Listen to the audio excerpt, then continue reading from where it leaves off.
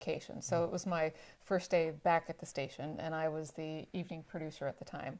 I had just started. I'd been on the job a week. And so this desk was empty the entire week, so I simply sat there. I had nowhere else to sit. She walks into the newsroom. I'm sitting at this desk, and I see a new person I'd never met before. I said, "This is great." So I reached my hand out and said, "Hi, I'm Matt Breen. I'm the new reporter." And she responded with, "You're sitting in my chair." I sure did. So after that first meeting, how did it butt into a relationship? Bridget was sort of the cruise director of the newsroom. She was the one that always planned our activities after shift. And so we'd always end up someplace, the townhouse, somewhere on 4th Street, and we'd all just meet up in the same place at the same time, and we just got to know each other, got to talking. I actually went to her parents' 25th wedding anniversary party. Oh yeah. That one, I was like, what is he doing here? I mean, I did like to bring. You didn't invite him? Well, I did. She sort of invited the newsroom. I invited everybody. He stayed the whole time, and I was like, oh, he's kind of nice. That's kind of nice. Got the Aunt Betty seal of approval. Yes, and my grandmother. So were you already smitten at this point, Matt? And Yeah, you were going for brownie points? I was, absolutely, of course. Well, we'd both been in relationships when we met, and then both got out of relationships about the same time. So we sort of were both single at the same time, and one thing led to another.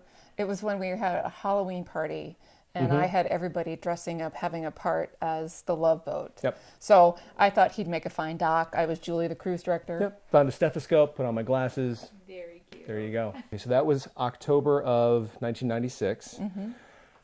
I moved away to take a job in Rochester, Minnesota for about a year. I came back. I had already bought the ring, and I knew I wanted to ask her, but I waited until I moved back to ask her to marry me, which was Valentine's Day weekend, 1999. Yeah, he had me on a scavenger hunt. I thought he was cooking lasagna for me. No, he had me on a scavenger hunt. I remember you telling me All that over town. story. Yeah. So you thought you thought you were going to get fed, and Yeah. you did not get fed because he had No. you on a scavenger hunt. No. I think we ultimately afterwards ordered a pizza, and then there was some Cheetos. And probably some beer. Yeah. Best you could do on a reporter's salary. So we got engaged That's all on him. Valentine's That was on Day him. weekend, 1999, and we got married in May of 2000. So we had more than a year to plan. And Also, why was that? we got married in 2000 because anytime anyone ever asked how long we'd been married, all I had to do was figure out how many years it had been since 2000, and I'd be close. It made the math easy. So you're I think it's a testament to how well we work together, because there are so many couples who may start together in the business and then one or both get out because of the push and pull of the industry. It's early mornings, it's late nights, it's a lot of travel at the last minute, and some couples just don't understand that. And so she's always understood what the push and the pull of the job is, and so I think that's why it works.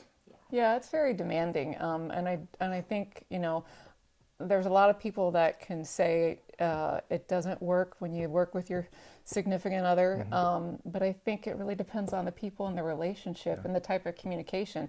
In a lot of ways, knowing the demands of this industry, it's helpful because I know when there's spot news or breaking news, he's going to have to do this and I may have to shift here, and you just work through that. And I think there's a greater understanding when for us. I agree. You have to establish ground rules really early. We don't talk about work at home. We don't talk about home at work. So RJ's 22, Elizabeth's about to turn 21, and Jason's 19. Yeah. We never expected our kids to work at KTIV. In fact, we actively sort of asked Kinda them to pushed them pursue away, other like- things because we know what the job pays and we know what the hours are like and the holidays you have to work. So we wanted them to explore every job that was out there, but they ended up coming back to KTIV. I would say it's not surprising to me as the mom who was the news director while they were growing up, and many a times because of breaking news, I would have to shift and get the kids from daycare and be like, we're going up to the station, and they're running around helping feed crews or doing whatever, but they would be back in the control room at times when we're in severe weather, and they were watching and they were observing all of it. So in a lot of ways I look back at that and it taught our children about, flexibility, being responsible and being of public service. So I can see now why they do enjoy it and why they have participated in it. I think I would just say that we were very fortunate because we were at a family-owned company, and so a lot of businesses won't let you do that. So we were very fortunate because it was family-based, and they were very supportive of it. And knowing what we went through, That also told me, as somebody in a supervisor role, like watching you and Al develop, and even Dave and Tia, like you could see, and Kristen and Josh, you could see these relationships, and you can see how people connect.